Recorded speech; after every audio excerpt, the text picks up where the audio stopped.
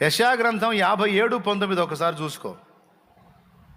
యెషయా గ్రంథం 57:19 ఒకసారి చూసుకో. వారిలో కృతజ్ఞత బుద్ధి పుట్టించుచు దూరస్తులకును సమీపస్తులకును సమాధానమని చెప్పి నేనే వారిని స్వస్థపరిచినని యెహోవా సెలవిచ్చుచున్నాడు. అబ్బా, మా వాళ్ళందరిని అట్ట చెయ్యేసయ్యా, నన్ను మా వాళ్ళందరినీ ఆ విధంగా చేయతండి, మాకు అదే కావాలి ఏసయ్యా, నీకు వందనాలు ఏసయ్యా, వందనాలు ఏసయ్యా. యెషయా గ్రంథం 57:19.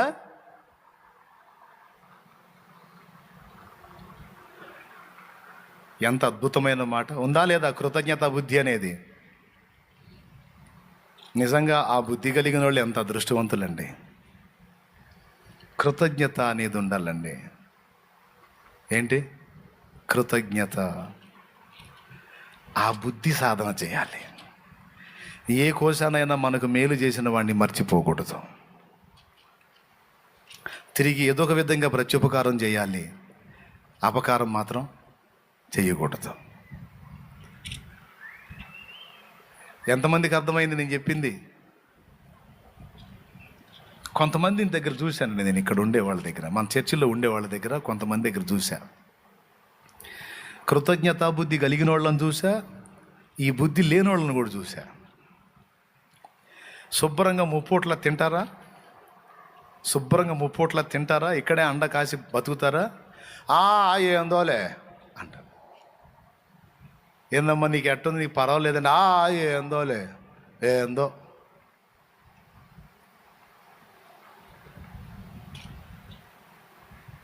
ఏందో అని వదిలిపెడితే పర్వాలా. పాపం పరిచయం చేసే పరిచారకుల మీద అబద్ధాలు చెబుతూ ఉంటారు వచ్చిన వాళ్ళకి. వాళ్ళు వచ్చి నా దగ్గర ఎడుతారా, అన్న నా మీద ఇట్ట చెప్పిందన్నా దుర్మార్గురాలు, నేను ఎరుగుదునన్నా, ఇట్ట చెప్పిందన్నా, అట్ట అందన్నా, ఇట్ట అందన్నా అని నా దగ్గర వచ్చి చెబుతుంటారు. నా కడుపులో మండిపోతుంటారు. అప్పుడు నేనేం సలహా చెబుతున్నా తెలుసా? ప్రేమ కలిగి ఉండుటకు ప్రయాసపడండి అంటే అదేనమ్మా. మరి నువ్వు మేలు చేస్తావు, ప్రతిగా నీకు కీడొచ్చిద్ది, దాన్నే తట్టుకోవాలి. నువ్వు ఏడుపు ముఖం వేసుకొని వచ్చి అన్నా అనుకుంటావు, తెట్టమ్మా. మరి సేవ అమ్మా, సేవ అంటే అదే. ఏం సేవ అన్నా ఈ సేవ? ఇదేం అన్యాయం అన్నా? నేను ఆ మనిషిని ఎట్ట చూశానన్నా, ఎంత చేశానన్నా? ఇదేందన్నా నా మీద మనవాళ్ళ మీద ఇట్ట అబద్ధాలు చెబుతుంది ఏందన్నా? అచ్చంగా అదే పని పెట్టుకొని కూర్చుంది. ముఖ్యంగా ఆడవాళ్ళు తగిలారు నాకు ఈ కేసులో. ఏమండి, ఎవరు తగిలారు? ఆడవాళ్ళు తగిలారు. వాళ్ళు ఆదరణ పొంది, ఆశ్రయం పొంది, పాపం పరిచారకుల ద్వారా మేలు పొంది, సహాయం పొంది, అప్పనంగా శుభ్రంగా తిని, ఇన్ని పొంది కూడా వచ్చినటువంటి వ్యక్తులకు అబద్ధాలు మాట్లాడి అన్ని కొండలు చెప్పేటువంటి వ్యక్తుల్ని కొంతమందిని చూసి చాలా బాధపడ్డాను. ఇప్పుడు కూడా ఒక ఆమె ఉందంట, మహాతల్లి మారు మనసు పొందిందో లేదో మరి. నిన్న వచ్చి చెబుతున్నారు మళ్ళీ ఒక తల్లి గురించి. తల్లి అంటే పెద్ద ఆమె కాదు, చిన్న వయసే. ఇక్కడ ఉంటే, ఈ జనంలో ఉంటే జాగ్రత్త. ఆ నీచపు బుద్ధి మార్చుకోండి ఎవరైనా సరే. అది నీచపు బుద్ధి, కృతజ్ఞత లేని బుద్ధి, కుక్క కంటే హీనమైన బుద్ధి. ఎందుకంటే కుక్క కంటే హీనం అది. ఎవరైనా తల్లి కానీ తండ్రి కానీ, అయ్యా మీకు అందరికీ దండం పెట్టి చెబుతున్నా, మగాళ్ళకి ఆడవాళ్ళకి మీకు కూడా చెబుతున్నా, ఇక్కడ ఉన్నావే కాదు మీకు కూడా చెబుతున్నా, తిన్నింటి వాసాలు లెక్క పెట్టకూడదు. అర్థమైందా? అన్నం పెట్టిన చేతిని ఏదో పట్టుకొని ఇచ్చేసినట్టు చేయకూడదు. గుండెల్లో కృతజ్ఞత అనేది చచ్చిందాకా పోకూడదు. కృతజ్ఞత అనేది కోల్పోయిన వాడు కుక్క కంటే నీచుడు. చెప్పు ఎవరు? కృతజ్ఞత అనేది కోల్పోయిన వాడు కుక్క కంటే నీచుడు, కుక్క కంటే నీచురాలు. వాళ్ళకి ఎక్కడ అన్నం దొరకదు. గుర్తుపెట్టుకోండి, వాళ్ళకి ఎక్కడ దరిద్రమే వెంటాడుతూ ఉంటుంది. ఈ కృతజ్ఞత కోల్పోయిన వాళ్ళ బతుకు దరిద్రం వెంటాడుతూ ఉంటుంది. వాళ్ళకి ఎక్కడ కూడు దొరకదు. జాగ్రత్త. మన జీవితంలో ఆ దరిద్రాన్ని రానికూడదు. దేవుని ఎడల కృతజ్ఞత కలిగి ఉండాలి, కన్నవారి ఎడల కృతజ్ఞత కలిగి ఉండాలి, జన్మనిచ్చిన తల్లిదండ్రుల విషయంలో కృతజ్ఞత కలిగి ఉండాలి. ముసలితనం మందు వాళ్ళు ఎవరి మీద ఆధారపడతారు? పసిబిడ్డగా ఉన్నప్పుడు నీకన్నీ ఎత్తిపోశారు, అమ్మా నాన్న నీకన్నీ ఊడిగం చేశారు. నువ్వు హాస్పిటల్లో రోగాలు వచ్చి నెలలు పడి ఉంటే నీకోసం అన్ని పడిగాపులు కాసి చేసి వాళ్ళ రెక్కలు మొక్కలు చేసుకొని నీకోసం అన్ని చెమటోడ్చి సంపాదించి నీకు రెక్కలు తెచ్చారు. రెక్కలు తెచ్చిన తర్వాత దున్నపోతులాగా తయారయ్యి అప్పనంగా తిని పెరిగి ఈరోజు వృద్ధాప్యంలోకి వచ్చిన తల్లిదండ్రులని నిర్లక్ష్యం చేసే కృతజ్ఞత లేని కుమారుడా, కృతజ్ఞత లేని కుమార్తె, నీకంటే నీచులు ఎవరన్నా ఉంటారా? పచ్చిగా మాట్లాడుతున్నా నేను, నన్ను తిట్టుకోండి తర్వాత, లేకపోతే ఈసారి వారం నుంచి రావాకండి, ఇబ్బంది లేదు. చండాలంగా తిడుతున్నాడు ఏందని. దేవునికి స్తోత్రం కలుగును గాక. నాకొద్దు, నీచులు వద్దు. నాకు మారు మనసు పొందేవాళ్ళు కావాలి, పద్ధతి కలిగిన వాళ్ళే కావాలి. రెక్కలు ముక్కలు చేసుకొని నిన్ను పెంచి పెద్దం చేసి దున్నపోతులా తయారు చేస్తే ఈ దశకి ఎదిగి తల్లిదండ్రిని తృణీకరిస్తారు. ఒక్కొక్కళ్ళు ఎట్లా పడితే అట్లా మాట్లాడతారు, వారి ఎదుట నీచంగా ప్రవర్తిస్తారు, వాళ్ళని కొడతారు, కింద పడేసి లాగుతారు, వాళ్ళని పట్టించుకోరు, పట్టెడు అన్నం పెట్టరు. ఇది ఎంత నీచత్వం! నేను చెప్పనా, ఇది కుక్క కంటే హీనం. అలాంటి వాడికి స్పెషల్ దరిద్రాలు ఏం అవసరంలా. ఆ తల్లిదండ్రిని చూడని దరిద్రమే వాడికి పెద్ద దరిద్రం. వాడు ఏదన్నా చేయని ఎక్కిరాడు. ఒకవేళ వాడు పంచభక్ష పరిమాణాలు ప్లేటులో పెట్టుకొని ముందు పెట్టుకున్నా సరే వాడు నోటికి రావాయి. ఏ శాలేమన్నా శాపాలు పెడుతున్నావా? శాపాలు కాదు, హెచ్చరికలు ఇస్తున్నా. వాడు ప్లేట్ నిండా వడ్డించుకున్నా సరే వాడి నోట్లో తినలేడు. మంచోళ్ళో చెడ్డోళ్ళో పిచ్చోళ్ళో హెచ్చోళ్ళో ఎవరో నీ తల్లిదండ్రి, వాళ్ళు వృద్ధాప్యమందు పట్టెడన్నో వాళ్ళకి గుర్తు చేసుకున్నావు అనుకో, పట్టెడన్నో మా నాన్న మా అమ్మ అన్నావు అనుకో, నీ ఆశీర్వాదాన్ని ఎవ్వడాపలేడు. నీ ఆశీర్వాదాన్ని ఎవ్వడాపలేడు. 2 విధాలా దీవించబడతావు. ఒకటి, దీర్ఘాయుష్మంతుడు అవుతావు, దీర్ఘాయుష్మంతుడు అవుతావు. 2, వడ్డించిన పళ్ళు నీ ముందుకు దేవుడే తీసుకొచ్చి పెడతాడు. తినరా అని గట్టి కొడు, సచ్చు దెబ్బలు కొడతారా? చెప్పింది నిజం. నా తండ్రి సంతోషపడతాడు, ముచ్చట పడతాడు, ఆనందపడతాడు. ఏమి మనసురా నా కుమారుడు అనేది అంటాడు, ఏమి మనసు నా కుమార్తె నీది అంటాడు. తల్లిదండ్రుల్ని ప్రేమించాలి, తల్లిదండ్రుల్ని ప్రేమించాలి, తల్లిదండ్రులను ఆదరించాలి. వాళ్ళ ముదిమి యందు వాళ్ళ నిర్లక్ష్యం చేయకూడదు. వాళ్ళకి నీ ద్వారా జరగవలసిన న్యాయం జరగాలి. అవసరమైతే ఎత్తిపోయాలి. నీకు బయలా దున్నపోతులాగా అన్నీ చేపించుకున్నావుగా చిన్నప్పుడు, చేపించుకోవాలా? అమ్మ అన్నీ ఎత్తిపోయేలా నీకు? 1 2 గాడిదలాగా అన్ని ఇకార పనులు చేస్తే సహించాలా అమ్మ? ఎన్ని సంవత్సరాలు? మరి నీ తల్లికి అంత సేవ చేయలేని బతుకు ఏం బతుకుతాముడు నీది? మా ఆవిడ ఊరుకోదు, వాగులో దూకపోయా. ఒక్కొక్కడు అంటాడు మా ఆవిడ ఊరుకోదని. సిగ్గులేని బతుకు. ఏయ్, మా అమ్మ మా నాన్న లేకుండా నేను ఎక్కడి నుంచి వచ్చానా నీకు? పనికి మాలిందానా? దేనికైనా లొంగుతా. తల్లిదండ్రికి సేవ చేసే విషయంలో అడ్డొస్తే నాకు నువ్వు అసలు అక్కరే లేదు, నా తల్లిదండ్రి నాకు కావాలి అన్నోడు నీతిగల కొడుకు. నాకు జన్మనిచ్చిన తల్లిదండ్రికి సేవ చేసే అవకాశాన్ని పోగొడుతున్నావు. శాపగ్రస్తురాలా, శాపాన్ని తెచ్చిపెడతావా నాకు?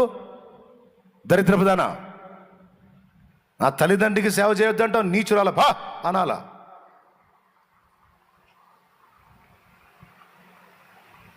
నువ్వు అంటావయ్యా మా వల్ల కాదు, వాగులో దూకు. దేవునికి స్తోత్రం. లేదా దండం పెట్టు, చుట్టూ తిరిగి భార్యా భజన అని. దేవునికి స్తోత్రం కలుగును గాక. హల్లెలూయా. నీ భర్త కూడా చెప్పుకోరా తల్లి, బ్రతిమలాడి చెప్పుకోయా, నీ తల్లిదండ్రిని నేను చూస్తా. నా తల్లిదండ్రి ముసలోళ్ళు అయిపోయారు, కొడుకులు లేరు, కూతుర్ని నేను తప్ప దిక్కు లేదు, మా అమ్మ నాన్న ఇబ్బందికరంగా ఉన్నారు, నాకు సెలవివ్వు. నీ తల్లిదండ్రిని కూడా చూస్తా, నా తల్లిదండ్రిని కూడా కొంచెం కనిపెట్టడానికి నాకు సెలవు అయ్యా అని అడుగు. నీ భర్తనే రిక్వెస్ట్ చేయి, యాచించో. నీ తల్లిదండ్రిని ఆదరించు. నీ భార్యకి రిక్వెస్ట్ చేయి, మాయ్ నా తల్లిదండ్రి నాకు దీవెన శాలేమన్నా చెప్పలా? అన్న ఏం చెప్పాడు? తల్లిదండ్రిని చూడు, దీవించబడతావు అన్నాడు, ఆశీర్వదించబడతా ఉన్నాడు, దీర్ఘాయుష్మంతుడు అవుతా ఉన్నాడు, వడ్డించిన విస్తరి నీ ముందుకు దేవుడు తెచ్చి పెడతాడు అన్నాడు. ఆ దీవెనలన్నీ నేను పొందాలా? అన్నం చెప్పాడు, అన్న కాదు, పరిశుద్ధాత్మ దేవుడు అన్నలో ఉండి చెప్పాడు. మా అమ్మ నాన్నని చూడాలి నేను చూడాలి. నేను అన్న మాటలు పెడచెవిని పెట్టను, అన్న మాటలు కాదు, యేసయ్య మాటలు అయ్యే.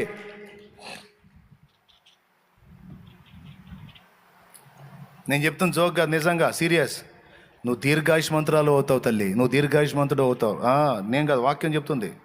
నిర్గమాకాండం 20వ అధ్యాయం ఇంటికి పోయి చదువుకోపో. నీవు దీర్ఘాయుష్మంతుడు అగినట్లు నీ తల్లి నీ తండ్రిని సన్మానించు అన్నాడు. వారి ముదిమి యందు వారిని నిర్లక్ష్యం చేయొద్దు అన్నాడు. వారిని ఆదరించమన్నాడు, వారిని పోషించమన్నాడు. నీ నుంచి వెండి బంగాళాలు ఏం ఆశించరు, పట్టెడు అన్నం, ఇంత ప్రేమ. అమ్మా తిన్నావా, నాన్న తిన్నావా, ఆ ఒక్క మొక్క చాలు, పండగ చేసుకుంటారు. ఎట్లున్నావు? ఏ మనిషి అయినా సరే తనను గుర్తించే వాళ్ళు కావాలని కోరుకుంటాడు. అటు పోతా ఇటు వస్తా, ఏమ్మా బాగున్నావా, నాన్న తిన్నావా, అమ్మా ఎట్లున్నావు, ఏమన్నా తెచ్చేదా, అయ్యా నాకు ఇదే అనరు. కన్నోళ్ళు కదా, ఇంకా వాళ్ళ పింఛను కూడా నీకు ఇస్తారా పిచ్చోడా, పింఛను కూడా నీకు ఇస్తారు తీసుకొచ్చి. నాకు కొంతమందిని చూస్తే ఏడుపు వచ్చిందంటే, ఇక్కడ తింటారా, ఇక్కడ ఉంటారా, పింఛను డబ్బులు నీట్గా దాచిపెట్టి మడతలు పెట్టి ఆ కొడుకు అమ్మని చూడటానికి వస్తే అటు ఇటు చూసి కటక్కని చేతితో పెట్టిపోయా, తీసుకోపోయా పో, అమ్మా ఎట్టున్నావే అంటే, నాకేమయ్యా అబ్బాయి బంగారులో చూసుకుంటాడు పో. ఊరి పిచ్చిదానా, ఎంత ప్రేమ తల్లి నీకు, అంత పదార్థం తినాలనిపించింది, అది కూడా చంపుకుంటున్నావేమే అమ్మా నువ్వు. కొడుక్కి చేతికి ఇవ్వాలని, కొడుకు చేతికి. అమ్మ ప్రేమరా నాయన, అది అమ్మ ప్రేమ. తన కడుపు మార్చుకోవడం అలవాటు అమ్మకి, కడుపు మార్చుకొని అలవాటు అమ్మకి. చూడు ఎట్టు కొడుతుందో, చూడు దుర్మార్గులు ఎట్టు కొడుతుందో, చూడు ముసలోని ఎట్టు కొడుతుందో, చూడు దుర్మార్గులు. ఒరే ఇప్పుడు తీసారా, ఆ బాధ కలుగుతుంది తీరా. చూడు అమ్మకి జరిగే సన్మానం, నాన్నకి జరిగే సన్మానాలు.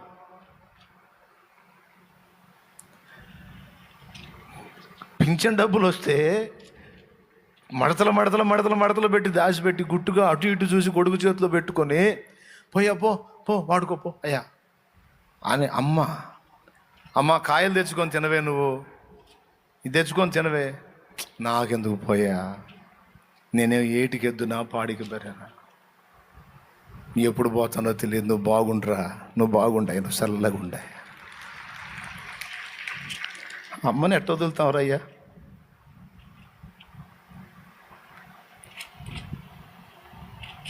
చచ్చిపోవడానికి ఇష్టపడిద్దిరా నాయన. ఒక తల్లి నాకు తెలుసు, కొడుకు కిడ్నీలు దానం చేసింది. ఎవరు చేయాలి? అమ్మ ఇయటానికి ఇష్టపడింది, తన కిడ్నీ ఇచ్చింది. అవసరమైతే 2 తీసుకోండి అయ్యా, వాడు బతకాల.